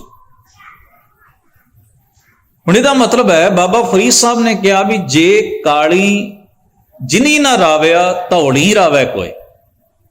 ਭਾਵ ਜਦੋਂ ਉਮਰ ਦਾ ਮਿਆਰ ਸੈੱਟ ਕਰਨ ਦੀ ਅਵਸਥਾ ਸੀ ਨਾ, ਜੇ ਉਦੋਂ ਤੁਸੀਂ ਜ਼ਿੰਦਗੀ ਦਾ ਮਿਆਰ ਨਹੀਂ ਨਾ ਬਣਾਇਆ, ਕੋਈ ਚੰਗੀਆਂ ਆਦਤਾਂ ਪਕਾਈਆਂ ਨਹੀਂ ਜੀਵਨ 'ਚ, ਕੋਈ ਚੰਗੇ ਖਿਆਲਾਂ ਦੇ, ਚੰਗੇ ਕਰੈਕਟਰ ਦੇ ਧਾਰਨੀ ਨਹੀਂ ਹੋਏ, ਕੋਈ ਚੰਗੀ ਸੋਚਣੀ ਨਹੀਂ ਅਪਣਾਈ, ਤੇ ਹੁਣ ਬਚਪਨ ਤੇ ਜਵਾਨੀ ਦੀਆਂ ਜਿਹੜੀਆਂ ਆਦਤਾਂ ਪੱਕ ਜਾਂਦੀਆਂ ਨਾ, ਉਹ ਫਿਰ ਬਾਅਦ ਵਿੱਚ ਛੱਡਣੀਆਂ ਬਹੁਤ ਕਠਿਨ ਹੋ ਜਾਂਦੀਆਂ। ਸ਼ਬਦ ਉਹਨਾਂ ਨੇ ਇਹ ਨਹੀਂ ਕਿਹਾ ਵੀ ਕੋਈ ਬਦਲ ਨਹੀਂ ਸਕਦਾ, ਉਹਨਾਂ ਸ਼ਬਦ ਵਰਡ ਯੂਜ਼ ਕੀਤਾ ਹੈ, ਕੋਈ ਵਿਰਲਾ ਹੀ ਹੈ ਫਿਰ ਜਿਹੜਾ ਬਦਲਦਾ, ਕੋਈ ਵਿਰਲਾ ਹੀ ਹੈ ਫਿਰ ਜਿਹੜਾ ਇਸ ਪਾਸੇ ਵੱਲ ਆਉਂਦਾ, ਕਿਉਂਕਿ ਉਹ ਇੱਕ ਉਮਰ ਅਜਿਹੀ ਹੋ ਜਾਂਦੀ, ਉੱਥੇ ਫਿਰ ਉਹਨੇ ਆਪਣੇ ਅਗਲੀ ਪੀੜ੍ਹੀ ਦੀ ਘਾੜਤ ਘੜਨੀ ਹੁੰਦੀ ਹੈ, ਤੇ ਜੋ ਜਿਸ ਤਰ੍ਹਾਂ ਦਾ ਉਹ ਖੁਦ ਘੜਿਆ ਉਸ ਤਰ੍ਹਾਂ ਦੇ ਉਹ ਅੱਗੇ ਘੜਦਾ। ਜਿਸ ਤਰ੍ਹਾਂ ਦਾ ਉਹ ਖੁਦ ਹੈ ਉਹਨੇ ਉਸ ਤਰ੍ਹਾਂ ਦੇ ਹੀ ਅੱਗੇ ਪੋਤੇ ਪੋਤੀਆਂ ਨੂੰ ਘੜਨਾ ਹੈ, ਉਸ ਤਰ੍ਹਾਂ ਦੇ ਉਹਨੇ ਦੋਤੇ ਦੋਤੀਆਂ ਨੂੰ ਘੜਨਾ ਹੈ, ਉਸ ਤਰ੍ਹਾਂ ਦੀ ਉਹਨੇ ਅਕਲਮਤ ਜਿੱਥੇ ਬਹੇਗਾ ਉੱਥੇ ਦੇੜੀ। ਜੋ ਉਹਨੇ ਖੁਦ ਆਪਣੇ ਜੀਵਨ ਨੂੰ ਘੜਿਆ ਹੈ ਬਚਪਨ ਵਿੱਚ, ਜਵਾਨੀ ਵਿੱਚ, ਹੁਣ ਤਾਂ ਘੜਿਆ ਗਿਆ ਉਹ। ਹੁਣ ਵੈਸੇ ਵੀ ਬਹੁਤ ਜਿਹੜੀ ਹਿੰਡ ਛੱਡਣੀ ਕੋਈ ਸੌਖੀ ਥੋੜਾ ਹੁੰਦੀ ਹੈ। ਹਿੰਡ ਦਾ ਮਤਲਬ ਹੁੰਦਾ ਹੈ ਵੀ ਜਿਹੜੀ ਚੀਜ਼ ਸਾਡੇ ਅੰਦਰ ਪੱਕ ਗਈ ਹੈ, ਸਾਨੂੰ ਲੱਗਦਾ ਵੀ ਹੁਣ ਅਸੀਂ ਬਦਲੀਏ, ਉਮਰ ਦੇ ਇਸ ਪੜਾਅ 'ਚ ਆ ਕੇ ਹੁਣ ਮੈਂ ਬਦਲਣਾ ਸ਼ੁਰੂ ਹੋਵਾਂ, ਲੋਕ ਕੀ ਕਹਿਣਗੇ, ਮੈਂ ਗਲਤ ਰਿਹਾ ਇੰਨਾ ਚਿਰ ਨਾ। ਗੁਰਬਾਣੀ ਦਾ ਇੱਕ ਖਿਆਲ ਧਿਆਨ ਵਿੱਚ ਰੱਖੀਏ, ਸਤਿਗੁਰੂ ਫਰਮਾਉਂਦੇ ਨੇ, ਦੁਨੀਆ 'ਚ ਸਭ ਤੋਂ ਔਖੀ ਚੀਜ਼ ਕਿਹੜੀ ਹੈ ਜਿਹਦਾ ਤਿਆਗ ਕਰਨਾ ਔਖਾ ਹੈ? ਸਭ ਤੋਂ ਔਖੀ ਦੁਨੀਆ ਵਿੱਚ ਸਭ ਤੋਂ ਔਖੀ ਚੀਜ਼ ਕਿਹੜੀ ਹੈ ਜਿਹਦਾ ਤਿਆਗ ਕਰਨਾ ਕਠਿਨ ਹੈ? ਦੌਲਤ ਵੀ ਬੰਦਾ ਗਵਾ ਲੈਂਦਾ, ਦੌਲਤ ਨੂੰ ਵੀ ਠੀਕ ਹੈ, ਪਿਆਰ ਕਰਦਾ ਬੰਦਾ ਪੈਸੇ ਨੂੰ, ਦੌਲਤ ਨੂੰ, ਜਾਇਦਾਦ ਨੂੰ, ਪਰ ਗੱਲ ਜਦੋਂ ਈਗੋ ਤੇ ਆਏ ਨਾ ਤੇ ਬੰਦਾ ਦੌਲਤਾਂ ਵੀ ਕੁਰਬਾਨ ਕਰ ਦਿੰਦਾ, ਕਹਿੰਦਾ ਕੋਈ ਗੱਲ ਹੀ ਨਹੀਂ। ਇਸੇ ਕਰਕੇ ਤੁਸੀਂ ਗੱਲ ਕੱਖ ਨਹੀਂ ਹੁੰਦੀ, ਕੋਰਟ ਕਚਹਿਰੀ ਚਲੇ ਬੰਦੇ ਸਮਝਾਉਂਦੇ ਰਹਿੰਦੇ, ਉਹ ਨਾ ਉਜੜੋ ਨਾ ਉਜੜੋ, ਬੰਦੇ ਦੀ ਹਉਮੈ ਏਡੀ ਹੁੰਦੀ, ਉਹ ਕਹਿੰਦਾ ਗੱਲ ਹੀ ਕੋਈ ਨਹੀਂ, ਭਾਵੇਂ ਮੈਂ ਰੋਡ ਤੇ ਆ ਜਾਵਾਂ। ਤੇ ਮਿਲੀਅਨਾਂ ਡਾਲਰ ਖਰਚ ਕਰ ਦਿੰਦੇ ਲੋਕ, ਮਿਲੀਅਨਾਂ ਡਾਲਰ। ਹਉਮੈ ਦੇ ਸਾਹਮਣੇ ਪੈਸੇ ਦੀ ਕੋਈ ਕੀਮਤ ਨਹੀਂ ਰਹੀ। ਆਖਿਆ ਪੈਸੇ ਦੀ ਕਿਹੜੀ ਗੱਲ ਹੈ, ਹਉਮੈ ਨਹੀਂ ਵੀ ਨਹੀਂ ਹੋਣੀ ਚਾਹੀਦੀ, ਹੰਕਾਰ ਨਹੀਂ ਝੁਕਣਾ ਚਾਹੀਦਾ, ਬਾਕੀ ਸਭ ਕੁਝ ਤਬਾਹ ਕਰ ਦਿਆਂ। ਹਉਮੈ ਤੇ ਹੰਕਾਰ ਦੀ ਖਾਤਰ ਬੰਦਾ ਆਪਣੇ ਖੂਨ ਦੇ ਰਿਸ਼ਤੇਦਾਰ ਤੇ ਲਾ ਦਿੰਦਾ, ਕਹਿੰਦਾ ਭਰਾ ਹੈ ਤੇ ਜਾ ਆਪਣੇ ਰਾਹ ਤੇ, ਮੇਰੀ ਤੇਰੇ ਨਾਲ ਕੋਈ ਨਾ, ਤੂੰ ਮੇਰੇ ਮਰੇ ਤੇ ਆਈ ਨਾ ਮੈਂ ਤੇਰੇ ਮਰੇ ਤੇ ਆਊਂ। ਏਡੀ ਵੱਡੀ ਗੱਲ ਕਹਿ ਦਿੰਦਾ। ਜਿਨ੍ਹਾਂ ਨੂੰ ਕਮੀਜ਼ ਇੱਕੋ ਆਉਂਦਾ ਸੀ ਨਾ, ਜੁੱਤੀ ਇੱਕੋ ਆਉਂਦੀ ਸੀ, ਇੱਕ ਦੂਜੇ ਦੀ ਪੱਗ ਬੰਨ੍ਹ ਲੈਂਦੇ ਸਨ, ਇੱਕ ਦੂਜੇ ਦੀ ਰੋਟੀ ਖਾ ਲੈਂਦੇ ਸਨ। ਅੱਜ ਇੱਕ ਦੂਜੇ ਨੂੰ ਕੀ ਕਹਿੰਦੇ, ਤੂੰ ਮੇਰੇ ਮਰੇ ਦਾ ਮੂੰਹ ਨਾ ਵੇਖੀ ਤੇ ਮੈਂ ਤੇਰੇ ਮਰੇ ਦਾ ਮੂੰਹ ਨਹੀਂ ਵੇਂਦਾ। ਕਾਹਦੇ ਲਈ? ਹਉਮੈ ਲਈ। ਗੱਲ ਤਾਂ ਹੋਰ ਕੱਖ ਨਹੀਂ ਸੀ, ਹਉਮੈ ਹੀ ਸੀ ਨਾ, ਹੰਕਾਰ ਹੀ ਸੀ ਨਾ। ਕੋਈ ਗੱਲ ਅੜ ਗਈ ਅੰਦਰ, ਉਹ ਹਿੰਡ ਨਹੀਂ ਟੁੱਟਦੀ ਤੇ ਉਹ ਤੋੜਨੀ ਚਾਹੁੰਦੇ ਨਹੀਂ ਅਸੀਂ। ਇੱਥੋਂ ਤੱਕ ਬੰਦਾ ਧਰਮ ਸਥਾਨ ਨੂੰ ਤਿਲਾਂਜਲੀ ਦੇ ਜਾਂਦਾ। ਧਰਮ ਸਥਾਨ ਨੂੰ, ਇਹਦਾ ਕਿਹੜਾ ਧਰਮ? ਮੇਰੀ ਹਿੰਡ ਨਹੀਂ ਟੁੱਟਣੀ ਚਾਹੀਦੀ, ਕਿਹੜਾ ਰੱਬ? ਜਦੋਂ ਬੰਦਾ ਈਗੋ ਦੇ ਦਾਇਰੇ ਵਿੱਚ ਘੁੰਮਦਾ ਹੈ, ਹਉਮੈ ਦੇ ਸਟਰਕਚਰ ਵਿੱਚ ਬੰਦ ਹੋ ਜਾਂਦਾ ਹੈ, ਉਸ ਵੇਲੇ ਉਹਦੇ ਲਈ ਸਾਰੀਆਂ ਚੀਜ਼ਾਂ ਮਾਈਨਰ ਹੋ ਜਾਂਦੀਆਂ। ਤੋ ਸਾਹਿਬ ਨੇ ਇਸ ਕਰਕੇ ਦੌਲਤ ਨੂੰ, ਰਿਸ਼ਤਿਆਂ ਨੂੰ, ਇੱਥੋਂ ਤੱਕ ਸਰੀਰ ਨੂੰ ਵੀ, ਆਪਾਂ ਬੰਦੇ ਵੇਖੇ ਨੇ ਲੜਦੇ, ਆਪਣੀ ਈਗੋ ਲਈ ਲੜ ਕੇ ਖਤਮ ਹੋ ਜਾਂਦੇ, ਤਬਾਹ ਹੋ ਜਾਂਦੇ। ਤੋ ਹਜ਼ੂਰ ਨੇ ਬੜੀ ਨੁਕਤੇ ਦੀ ਗੱਲ ਕਹੀ, ਮਨ ਕੀ ਮਤ ਤਿਆਗੋ ਹਰ ਜਨ, ਇਹਾ ਬਾਤ ਕਠਿਨ। ਸਭ ਤੋਂ ਕਠਿਨ ਹੈ ਆਪਣੇ ਮਨ ਦੀ ਮਤ, ਮਨ ਦਾ ਬਣਿਆ ਹੋਇਆ ਪ੍ਰਭਾਵ ਛੱਡਣਾ, ਕਿਉਂਕਿ ਉੱਥੇ ਹੀ ਈਗੋ ਖੜੀ ਹੈ, ਉੱਥੇ ਹੀ ਹਉਮੈ ਖੜੀ, ਉੱਥੇ ਹੀ ਹਿੰਡ ਖੜੀ ਹੈ, ਉੱਥੇ ਹੀ ਸਵਾਰਥ ਖੜਾ ਹੈ। ਮਨ ਦੀ ਮਾਤੀ ਤਾਂ ਸਾਰਾ ਕੁਝ ਬਣੀ ਹੋਈ ਹੈ, ਇਹਨੂੰ ਛੱਡਣਾ ਹੀ ਦੁਨੀਆ 'ਚ ਸਭ ਤੋਂ ਕਠਿਨ। ਮਹਾਰਾਜ ਨੇ ਜੋਗੀਆਂ ਨੂੰ ਇਹੋ ਕਿਹਾ ਸੀ ਨਾ, ਉਹ ਕੱਪੜੇ ਤਿਆਗ ਦਿੱਤੇ, ਘਰ ਛੱਡ ਦਿੱਤਾ, ਪਰਿਵਾਰ ਛੱਡ ਦਿੱਤਾ, ਰੋਟੀ ਛੱਡ ਦਿੱਤੀ, ਜੰਗਲਾਂ ਵਿੱਚ ਪੱਤੇ ਖਾ ਖਾ ਕੇ ਪਸ਼ੂਆਂ ਵਾਂਗ ਗੁਜ਼ਾਰਾ ਕਰਦੇ ਹੋ। ਛੱਡਣ ਵਾਲੀ ਚੀਜ਼ ਤਾਂ ਤੁਸੀਂ ਛੱਡੀ ਨਹੀਂ। ਤਿਆਗਣਾ ਤਿਆਗਨ ਨੀਕਾ, ਕਾਮ ਕ੍ਰੋਧ ਲੋਭ ਤਿਆਗਣਾ, ਉਹ ਨਹੀਂ ਤਿਆਗਿਆ ਗਿਆ, ਬਾਕੀ ਸਭ ਕੁਝ ਛੱਡ ਦਿੱਤਾ। ਮਾਂ ਦਾ ਕਸੂਰ ਨਹੀਂ ਸੀ, ਉਹ ਵੀ ਛੱਡ ਦਿੱਤੀ। ਪਿਓ ਦਾ ਕਸੂਰ ਨਹੀਂ ਸੀ, ਉਹ ਵੀ ਛੱਡ ਦਿੱਤਾ। ਸਰੀਰ ਦਾ ਕੋਈ ਕਸੂਰ ਨਹੀਂ ਸੀ, ਇਹਨੂੰ ਭੁੱਖਿਆਂ ਰੱਖ ਰੱਖ ਕੇ ਤਬਾਹ ਕਰ ਲਿਆ।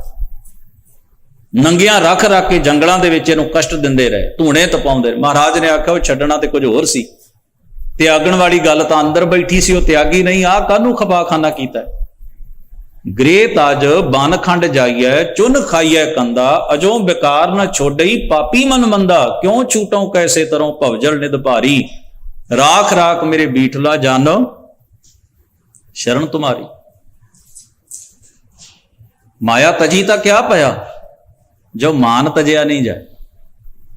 माया तजी ता क्या पया, जो मान तजया नहीं जाए। मान मुनि मुनवर गले, मान सब को खाए। बंदा कह देंदा माफ करना, मेरे वर्गा इंसान ना थोड़ा जिहा फिजिकली काम करके, सेवा करके, किसी दा भला करके, जां धर्म स्थान ते काम, जो थोड़ा जिहा पैसा दे के, वो फिर सारी उम्र एडवरटाइजमेंट करदा, मैं आ कीता, मैं आ कीता, मैं आ। उन्ना काम नहीं कीता हुंदा जिन्नी वो मशहूरी खट लैंदा, ते अजे भी वो कहंदा मैं उपकार उपकार थोड़ी कीता है, तू मशहूरी कीती है। किते होर हो जांदी ते उत्थे सौखियां तू सारा कुछ उत्थे कर लेना। ਇਹਦਾ मतलब हथों कुछ दिने भी है ते पिछे हौमै जिहड़ी है ਉਹਦਾ क्रेडिट लैण लई ਪਹਿਲੋਂ ਤਿਆਰ ਹੁੰਦੀ है ਵੀ ਇਹਦਾ क्रेडिट मिलना चाहिए। जे क्रेडिट मिलदा ते करो, नहीं तो दफा करो। कानू करना है काम? जिन्ना चिर जिंदगी जिहड़ी है वो मान दे आसरे दे उत्ते, जिन्हों नौवें पातशाह ने सब तो वध कहा है, मान मोह दोनों को परहर, गोबिंद के गुण गा। धर्म की सिखर यह है कि उत्थे कुर्बानी करके भी ਇਹ ਨਹੀਂ ਕਿਹਾ ਜਾਂਦਾ ਲੋਕੋ ਮੈਂ ਤੁਹਾਡੇ ਲਈ ਕੀਤਾ। ਆਪਾਂ ਇੱਕ ਦੂਜੇ ਨੂੰ ਕਹਿੰਦੇ ਵੇਖੋ ਸਤਿਗੁਰਾਂ ਨੇ ਸਾਡੇ ਲਈ, ਮਹਾਰਾਜ ਨੇ ਇੰਨੀਆਂ ਵੱਡੀਆਂ ਸ਼ਹਾਦਤਾਂ, ਗੁਰੂ ਨੇ ਆਪਣੀ ਰਸਨਾ ਤੋਂ ਨਹੀਂ ਕਿਹਾ ਮੈਂ ਤੁਹਾਡੇ ਲਈ, ਆਖਿਆ ਮੈਂ ਉਸ ਨਿਰੰਕਾਰ ਵਾਹਿਗੁਰੂ ਦੇ ਰਾਹ ਦੇ ਉੱਤੇ ਪਹਿਲਾਂ ਹੀ ਆਪਣੇ ਆਪ ਨੂੰ ਸਮਰਪਿਤ ਕਰ ਦਿੱਤਾ ਸੀ। ਜ਼ਿੰਦਗੀ ਬਚੀ ਰਹਿੰਦੀ ਤਾਂ ਵੀ ਉਹਦੀ ਸੀ, ਜਾ ਰਹੀ ਹੈ ਤਾਂ ਵੀ ਉਹਦੀ ਸੀ। ਕੋਈ ਜਿਤਾਉਣ ਦੀ ਖੇਡ ਹੀ ਹੈ ਨਹੀਂ ਜੀਵਨ 'ਚ, ਕੋਈ ਆਪਣਾ ਆਪ ਵਿਖਾਉਣ ਦੀ ਖੇਡ ਹੀ ਹੈ ਨਹੀਂ ਜੀਵਨ 'ਚ। सब उसे दा है, उसे दे राह दे उत्ते ही कुर्बान है, सरेंडर है, समर्पित है। तो इस करके क्या है भी जदों जीवन घड़िया जाता है जिस भी रूप दे विच, उहनूं फिर उस अवस्था विच आके कोई शब्द वरतिया, कोई विरला ही उहनूं चेंज करता है, कोई विरला ही उत्थे आके फिर तब्दीली वाले पासे तुरदा। नहीं तो बंदा गांह वेंदा इहदा हुण छड्डो, हुण की रह गया मगर, जिंदगी हंड गई, पता नहीं अज साह होना है कि नहीं आउणा, उम्र इस पड़ाव ते शरीर साथ नहीं देंदा, हुण मैं किहदे आसरे बदलना है। उत्थे बंदा हथियार सुट जांदा, निडाल हो जांदा, कमजोर पै जांदा। हिंड वड्डी हुंदी है ते बदलण दी चाहना जिहड़ी वो कमजोर हो जांदी, वो जिग्यासा जिहड़ी वो मार मिट जांदी है। ये दो फर्क पैंदे ने बंदे दे इस पड़ाव विच। ਇਸ ਲਈ ਉਹਨਾਂ ਸਾਨੂੰ ਤਾਕੀਦ ਪ੍ਰੇਰਨਾ ਕੀਤੀ, ਕਰ ਸਾਈਂ ਸਿਉ ਪਿਰਹੜੀ ਰੰਗ ਨਵੇਲਾ ਹੋਏ। ਮਹਾਰਾਜ ਤੀਸਰੇ ਪਾਤਸ਼ਾਹ ਨੂੰ ਲੱਗਿਆ ਕੋਈ ਇਸ ਸ਼ਲੋਕ ਦਾ ਗਲਤ ਮੀਨਿੰਗ ਨਾ ਸਮਝੇ। ਇੱਕ ਵਰਡ ਹੈ, ਜੇ ਨਾ ਪਕੜ ਚ ਆਇਆ ਤੇ ਸਾਰੇ ਸ਼ਲੋਕ ਦਾ ਕੋਈ ਗਲਤ ਅਰਥ ਵੀ ਲੈ ਸਕਦਾ। ਕੋਈ ਸ਼ਬਦ ਵੱਲ ਜੇ ਧਿਆਨ ਨਾ ਦਿੱਤਾ ਤੇ ਸਾਰੇ ਸ਼ਲੋਕ ਦੇ ਮਾਇਨੇ ਬਦਲ ਜਾਣੇ।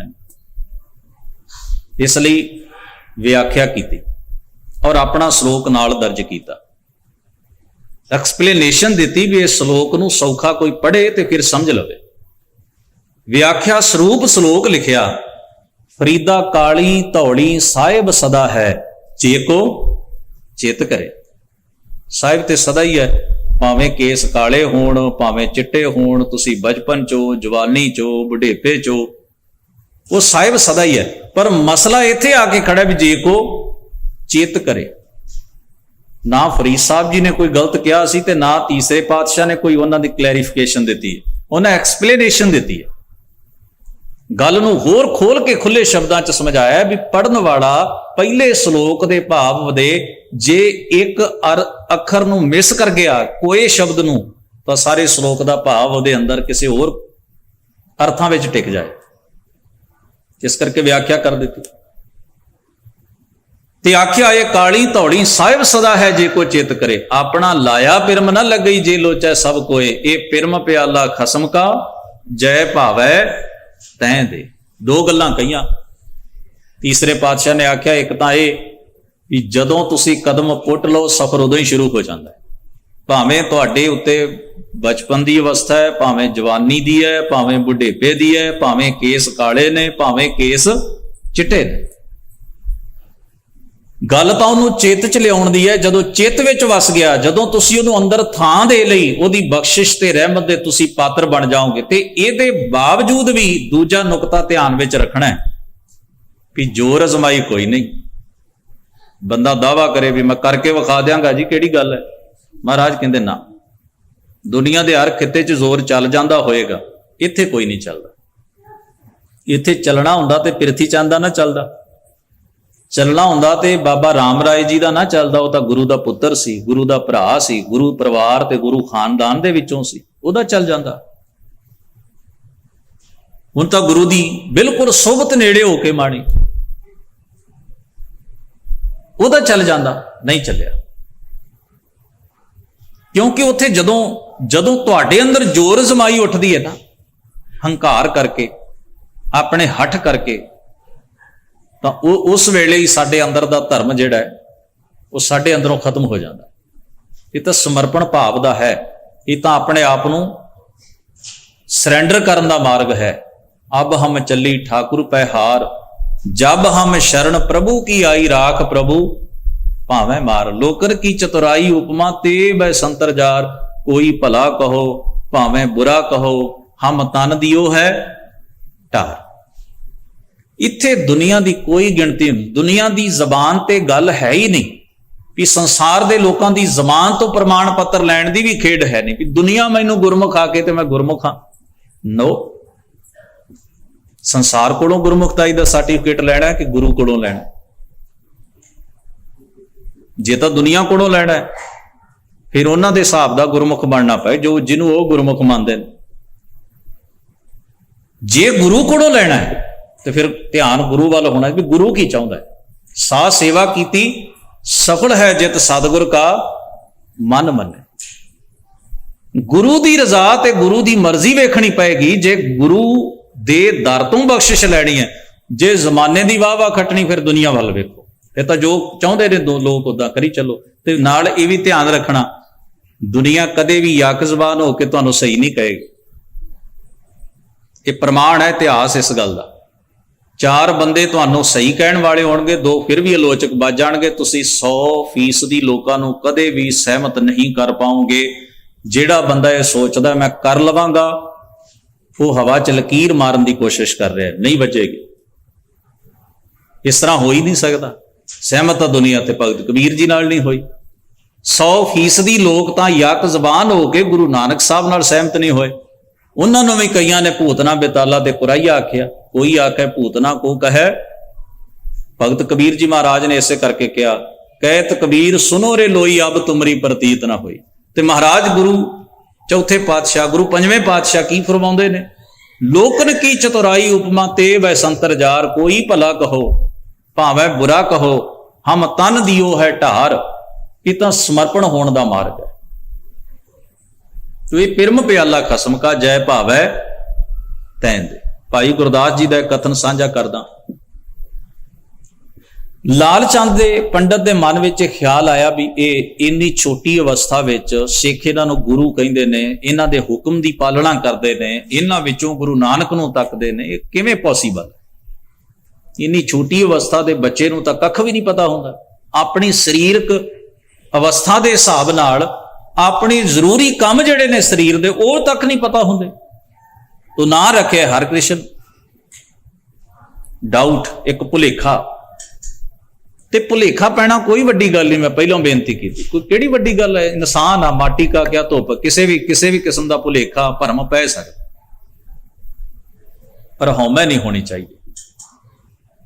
ਭੁਲੇਖਾ ਦੂਰ ਕੀਤਾ ਜਾ ਸਕਦਾ ਹੈ, ਪਰ ਜਿਹੜਾ ਭੁਲੇਖਾ ਤੇ ਜਿਹੜਾ ਭਰਮ ਹਉਮੈ ਦੇ ਬੇਸਡ ਹੋਵੇ, ਜਿਹਦੀ ਤੁਸੀਂ ਨੀਂਹ ਹਉਮੈ ਤੇ ਰੱਖਿਓ, ਮੈਂ ਵੱਡਾ, ਇਹ ਕੀ ਚੀਜ਼ ਹੈ?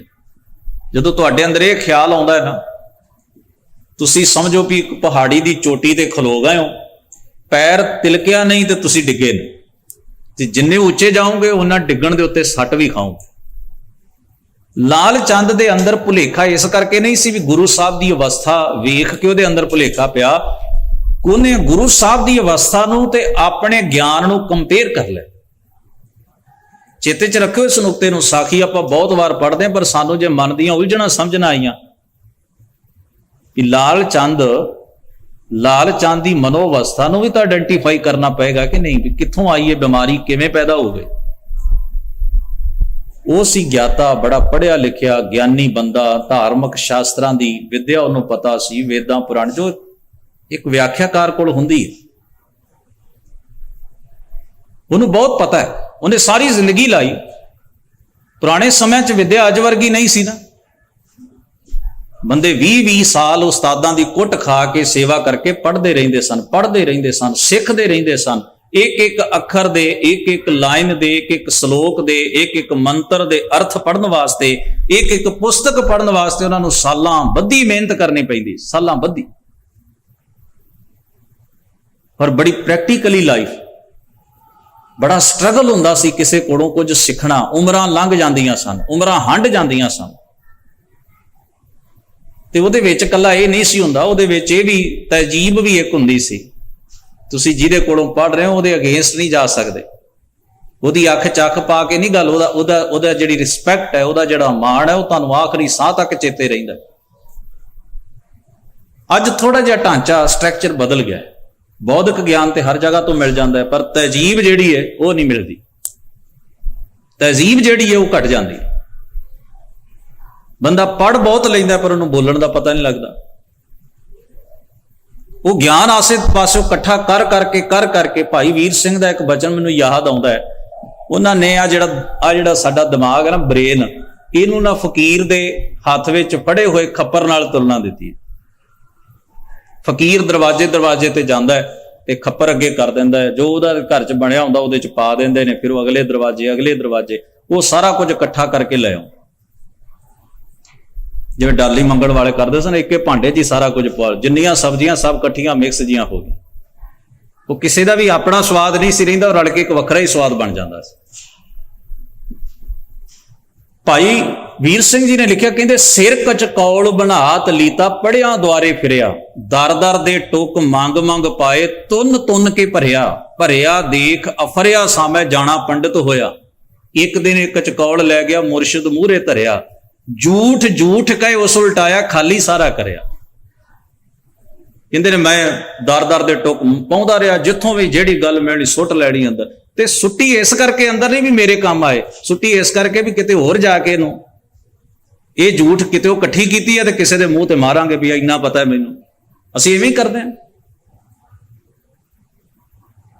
ਅਸੀਂ ਜਿਹੜੇ ਬਾਣੀ ਦੀ ਗੱਲ ਕਰਨ ਵਾਲੇ, ਸਾਡਾ ਵੀ ਇਹ ਹਾਲ ਹੈ ਤੇ ਸੁਣਨ ਵਾਲਿਆਂ ਦਾ ਵੀ ਇਹ ਹਾਲ ਹੈ।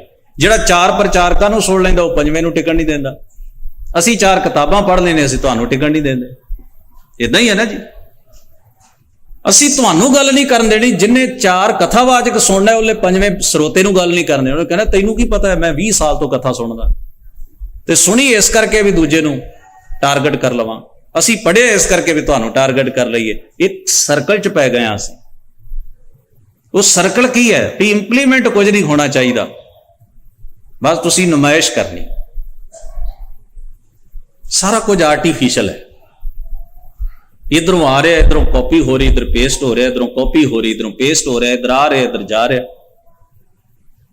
मतलब जिवें बीज जिहड़ा ना पैक किया होया, बीज यूनीवर्सिटी तो एग्रीकल्चर यूनीवर्सिटी तो बीज लियांदा ते डब्बा ही आपां एक दूजे नूं गिफ्ट करी जाए ते बीजे कोई भी ना, उहनूं जमीन च कोई भी ना बीजे ते उहनूं गिफ्ट करी जाण सारे भी ये बीज बड़ा वधिया है यूनीवर्सिटी चों, सारे एक दूजे नूं उही डब्बा मुड़ मुड़ के एक दूजे नूं गिफ्ट हो रहा है।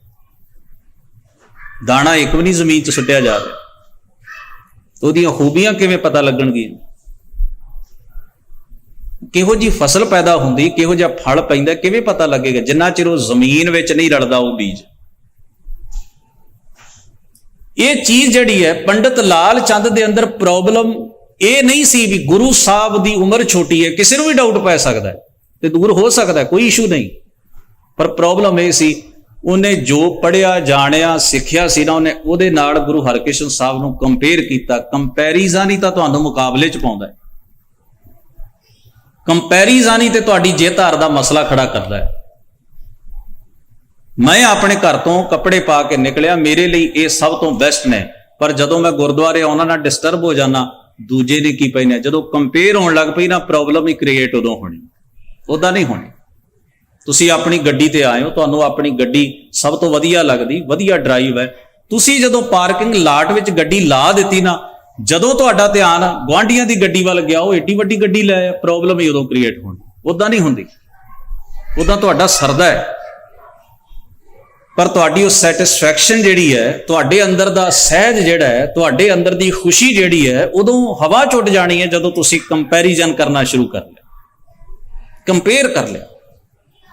असी हर चीज़ नूं इवें कंपेयर करते हैं, उहदे कोल आ है, उहदे कोल आ है, मेरे कोल इन्ना क है, मेरे, और कंपेयर असी करते ही अपने तो वड्डे नाल। दुखी होण दा असी पूरा साजो समान लैके निकलदे भी अपने आप नूं कंपेयर उहदे नाल करो जिथे सानूं परेशानी मिले।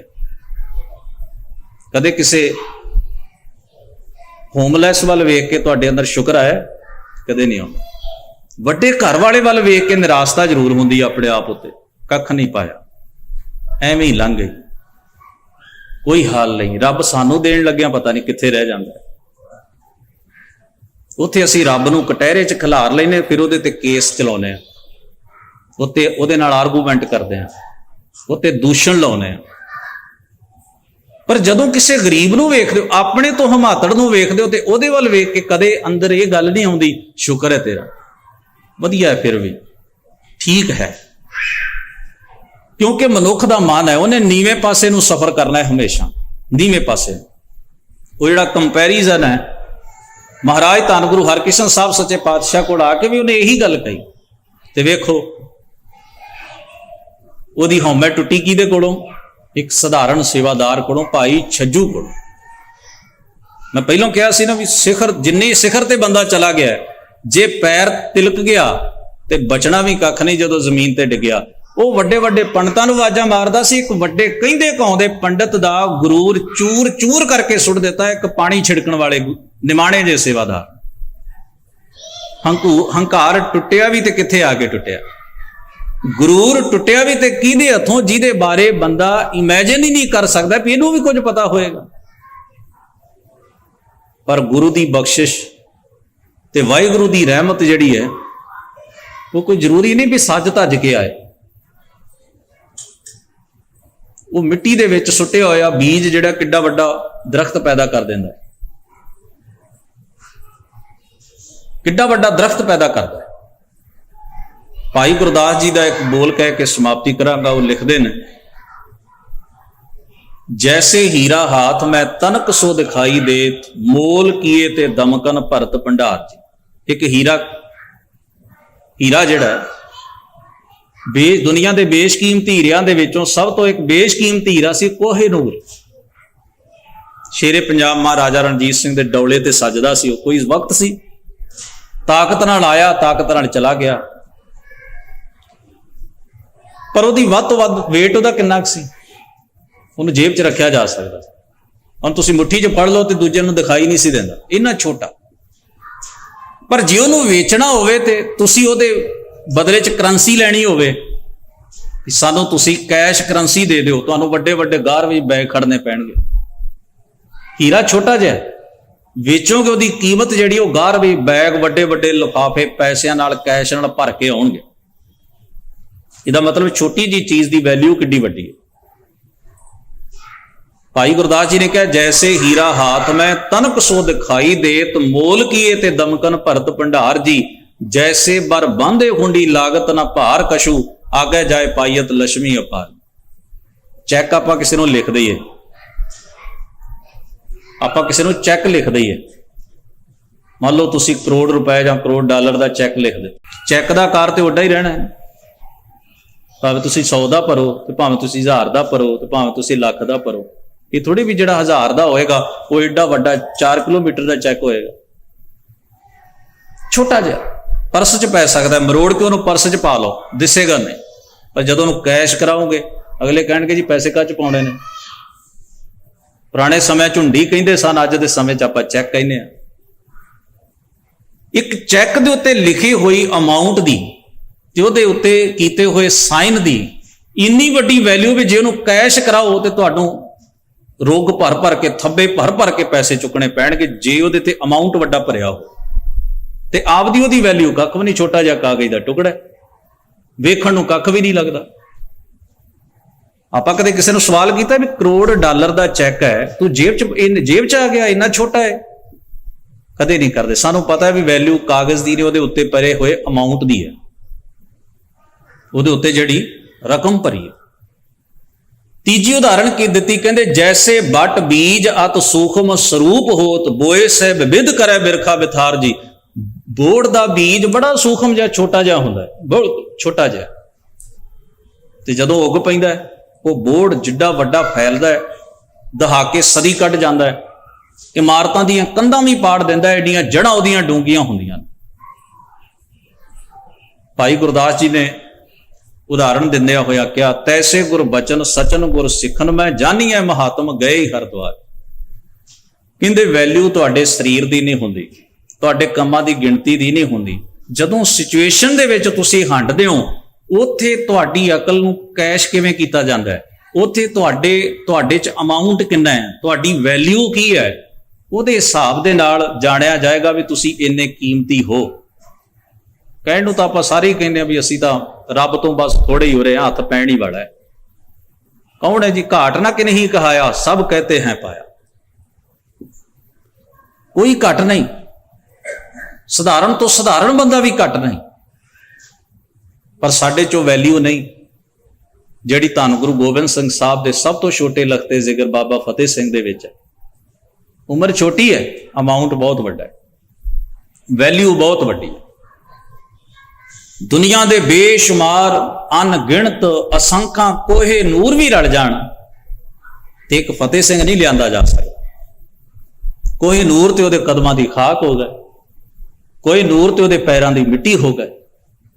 ਧੰਨ ਗੁਰੂ ਹਰਕ੍ਰਿਸ਼ਨ ਮਹਾਰਾਜ, ਜਿਨ੍ਹਾਂ ਦੀ ਉਮਰ ਸਰੀਰਕ ਰੂਪ ਵਿੱਚ ਛੋਟੀ ਹੈ ਤੇ ਸਰੀਰਕ ਆਯੂ ਵੀ ਬੜੀ ਛੋਟੀ ਹੈ, ਪਰ ਉਹਨਾਂ ਦੀ ਵੈਲਿਊ ਇੰਨੀ ਵੱਡੀ ਹੈ ਕਿ ਸਿੱਖ ਨੇ ਉਹਨਾਂ ਦੇ ਵਿੱਚੋਂ ਗੁਰੂ ਨਾਨਕ ਨੂੰ ਤੱਕਿਆ ਤੇ ਗੁਰੂ ਨਾਨਕ ਹੀ ਉਹ ਹਨ। ਇਸ ਵਾਸਤੇ ਸਿੱਖੀ ਦਾ ਇਹ ਸਿਧਾਂਤ ਚੇਤੇ 'ਚ ਰੱਖੀਏ, ਜੋ ਤੋਹਾ ਜੁਗਤ ਸਾਏ ਸ਼ਹਿ ਕਾਇਆ ਫੇਰ ਪਲਟੀ। ਸਾਹਿਬ ਕਿਰਪਾ ਕਰਨ। 8ਵੇਂ ਪਾਤਸ਼ਾਹ ਮਹਾਰਾਜ ਦੇ ਪ੍ਰਕਾਸ਼ ਪੁਰਬ ਦੀਆਂ ਆਪ ਸਾਰੀਆਂ ਸੰਗਤਾਂ ਨੂੰ ਬਹੁਤ ਬਹੁਤ ਵਧਾਈਆਂ। ਭੁੱਲ ਚੁੱਕ ਦੀ ਖਿਮਾ ਅਦਬ ਸਹਿਤ ਗੁਰੂ ਫਤਿਹ ਨਾਲ ਸਾਂਝ ਬਣਾਓ। ਵਾਹਿਗੁਰੂ ਜੀ ਕਾ ਖਾਲਸਾ, ਵਾਹਿਗੁਰੂ ਜੀ ਕੀ ਫਤਿਹ।